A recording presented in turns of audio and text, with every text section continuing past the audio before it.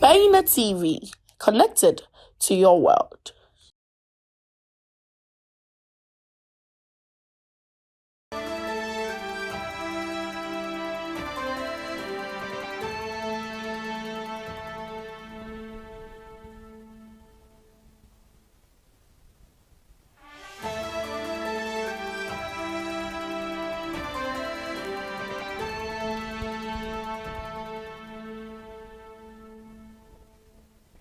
Hello, good evening and welcome to Baina Weekend News with me, Khadija Kubra Keilani. We are broadcasting live from the NAP House, Atomic Junction, Medina. Now here are some top stories of the week. NHIS will collapse when dialysis is added, says Mutaka Mubarak.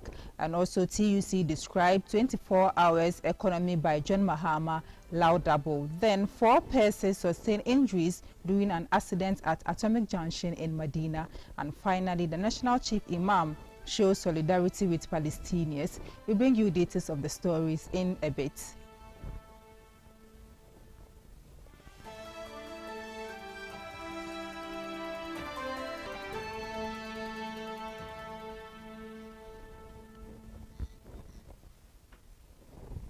Thank you for staying with us. Now the stories in details. The youth of Zongo communities in Ghana have been urged to seek for both Islamic and secular knowledge. The call was made by Alhaji Shamsun Kwakwa during the Maulid celebration held by the chiefs, imams and the people of Zangun Akara, a Muslim community in Accra on Saturday, 4th November 2023. Was organized by Abna ul Faila at Zangun, Ankara, was celebrated under the theme The Traditional Role of Traditional Leaders in Turning the Manners of Drug Abuse in Our Zongo Communities, was intended by many dignitaries including the National Chief Imam, His Eminence Dr. Sheikh Nuhu Usmanu Shaributu, Sheikh Abdul Wadud Sise, the Greater Accra Zongo Chief, Sarki Yahya Hamisu Bako, Alhaji Shamsu Kwakwa, Sheikh Ma'azu of Nigeria. In a speech delivered by the chairman of the occasion, Alhaji Shamsu Kwakwa urged the Zongo youth to take their education seriously because education is the key to success in life. Sheikh Abdul Wadud Sise also advised the up-and-coming ulamas to keep seeking more knowledge and hold fast to their acquired knowledge. A member of Abna ul Faila, Idi Asey Bako, who spoke on the theme of this year's Maulid, said, traditional leaders in the Zongo communities have responsibilities and the authority to enlighten people in the Zongo communities about the dangers of drug abuse. Sheikh Ma'azu from Nigeria also expressed his excitement to be part of the attendees who witnessed this year's Abna ul Faila's Maulid celebration. The National Chief Imam of Ghana prayed for Allah to continuously bless Ghana with peace and seek for prosperity for the people of Ghana.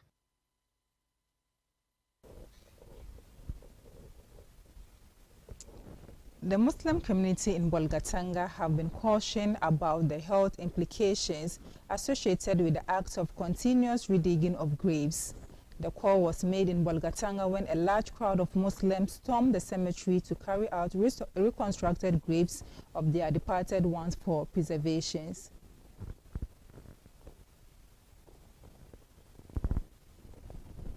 As early as 5:30 a.m. on Sunday, Muslim youth within the Bolgatanga municipality mobilized and gave the Muslim cemetery a facelift by rebuilding broken graves and other maintenance in the cemetery. However, health experts are concerned about the direct impact of exposed remains at the cemetery on residents and its multiplying effects. A member of Muslim health workers in Dawa and an epidemiologist, Alhaji Haruna Isaka, shared his expertise on the dangers associated with the redigging of graves. The lack of space at the cemetery has compelled the Muslim community to redig existing old graves for new dead bodies. A Muslim scholar, Malam Baba Muhammad, explained the significance of giving a cemetery a facelift according to Islamic doctrine. Some of the youth leaders appealed for the relocation of the cemetery to a new site to help prevent redigging. Meanwhile, the National Chief Imam, His Eminence Dr. Sheikh Usman Nuhu Sharubutu, has called for immediate ceasefire between Israel and Hamas and demands for justice for the Palestinians. The Chief Imam made the call when the Palestinian ambassador to Ghana, Abdel Fattah Ahmed Khali, paid a courtesy call on Chief Imam on 4th November 2023 to seek the support of National Chief Imam for the Palestinian people. The personal assistant to the National Chief Imam, Dr. Mohammed Marzouk, who spoke on behalf of the National Chief Imam, said Muslims in Ghana have no hatred for a particular race, whether a Jew or an Arab, but rather Ghanaian Muslims stand for justice as the Quran teaches. Therefore, the Chief Imam calls for immediate ceasefire in Palestine. The Palestinian ambassador Abdel Fattah Ahmed Khalil al-Satri, who enumerated the damage that the war has inflicted on the Palestinians, said about 350,000 people have died as a result of Israeli attack on schools and hospitals in Gaza. He said a journalist and his family were all killed after coming back from an assignment at the hospital to show the world the exact situation the people of Gaza are going through. Chairman of the Advisory Board to the National Chief Imam of Ghana, Dr. Gado Muhammad, in an interview with Baina TV said, "It's very terrifying looking at what is happening in Palestine. People are being killed now and then, losing their family and properties accumulated for years." The National Chief Imam prayed for peace in Palestine.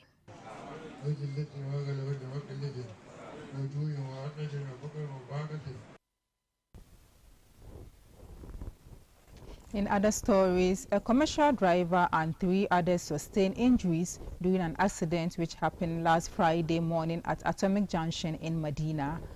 The injured driver and other victims have since been taken to the hospital for treatment. Eyewitness, the driver of the commercial vehicle with registration number GW4698V lost control of the steering, drove onto the pavement, suddenly hit other vehicles and 3 motorbikes that were parked by the roadside. The owner of the motorbike demanded that this damaged motorbike should be paid for or should be repaired.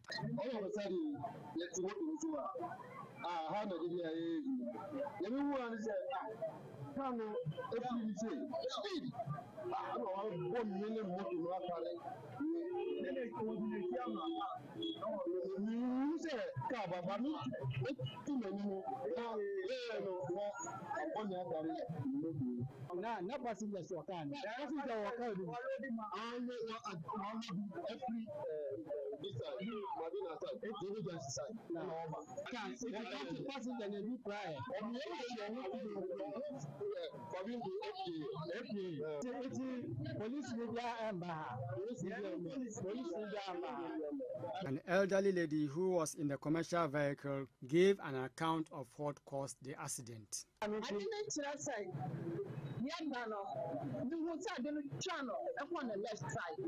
a channel on the left side, then was a channel on the right side.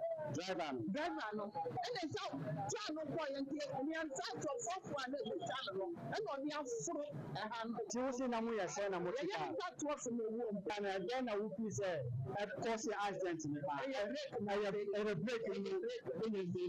The police later arrived at the scene and towed the damaged car to the police station for further action. As said by the woman who was in the commercial vehicle, this is the brake pad indicating that truly the accident was caused by a brake failure. You can see one of the vehicles involved is still parked at the parking space. For Baina News, this is Dr. Mohammed Kakale reporting from Atomic Junction. Away from that, the Secretary General of Trade Union Congress, Yao Ba, has described former President John Dramani Mahame's proposed 24-hour economy as a great idea that could change Ghana's economic fortunes. The 24-hour economy was made known to the Trade Union Congress by John Dramani Mahama on 7th November 2023 as part of his Building Ghana tour when he met the leadership of the Trade Union Congress in Accra. Dr. Yauba, who expressed his interest in the former president's idea for 24-hour economy, said such an economy could be the game changer. He added that there is the need to create opportunity in this country to work for 24 hours where there would be 3 working shifts, so jobs would be available in the morning, afternoon or in the night. We intend to implement a 24-hour economy. And by this, we will provide incentives in terms of reduction in corporate taxes and other exemptions to businesses that will sign up to the 24-hour economy initiative. And if we remember, in the past, but then we must also look at the security side and make sure that we provide them with security. Because remember, in the past, filling stations used to work 24 hours. Unfortunately, armed robbers started attacking them, and because of that, they all closed at about 10 o'clock. And so if we're able to provide them with adequate security, businesses and services like that, there's no reason why they can't operate 24 hours. And we'll give them the tax incentives to be able to do so. During the event, Mr. Mahama stated that he would work towards stabilizing Ghana's economy if he is re-elected in the 2024 polls. He emphasized the importance of putting an end to the continuous decline in the economy and restoring stability. He further added that this would bring relief to Ghanaian citizens and working people who have been affected by inflationary pressures, causing their already inadequate income to erode. Meanwhile, the Ministry of Information has appealed to the judiciary to consider stiffer punishment for persons who attack media houses and journalists in the line of duty. The Minister of Information, Honorable Kojo Oppong Nkrumah, made the appeal during a presentation on the upsurge of attacks on journalists on the floor of Parliament.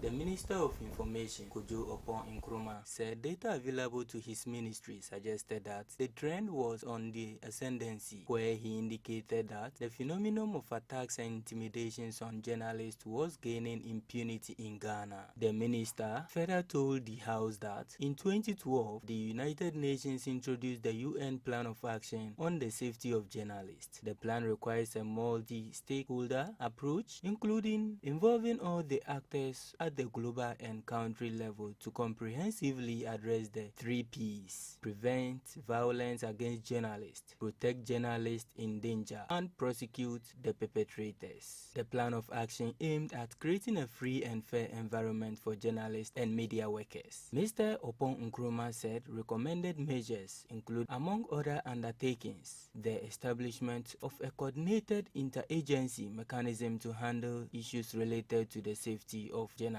as well as assisting countries to develop legislation and mechanisms favorable to freedom of expression and information, and supporting their efforts to implement existing international rules and principles. He said in line with this, the Ministry of Information first engaged with stakeholders of the media ecosystem in 2018 to design programs aimed at responding to challenges in the industry. And from the engagement, the coordinated mechanism on the safety of journalists was birthed. Mr. Nkrumah said there is the need to hold the investigative, prosecutorial, and judiciary agencies accountable for the incidents reported to them, emphasizing the critical role Parliament could play in assisting to hold the agencies accountable for the incident that had been reported to them.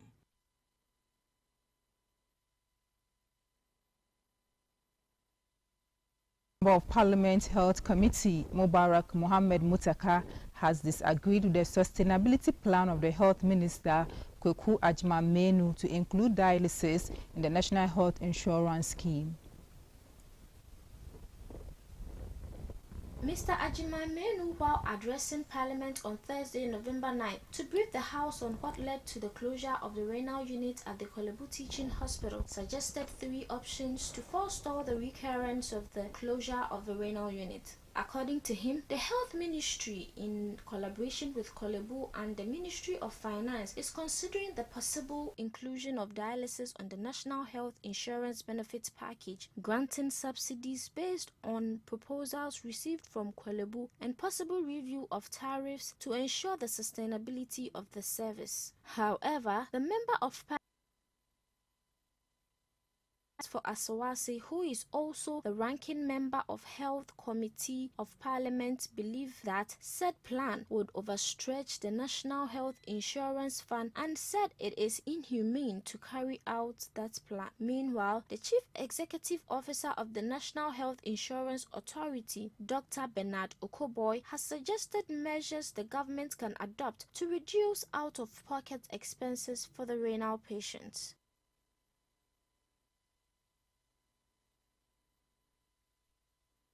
Foreign Traders Association has denied allegations leveled against them of taking over the retail business in Ghana.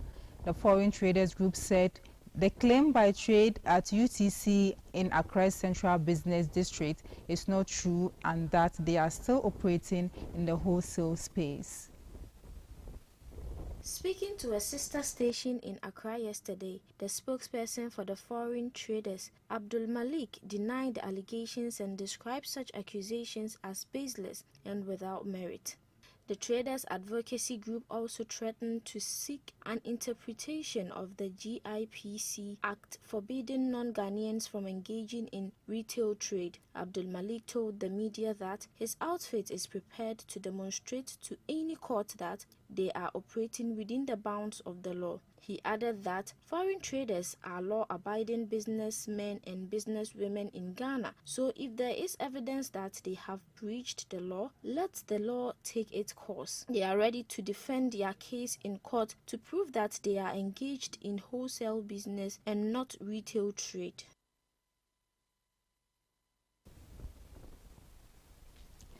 This is it for our weekend news. For more stories, log on to our website, bainamultimedia.com. I'm Khadija Kubra Keilani. Have a good evening and do enjoy the rest of our programs.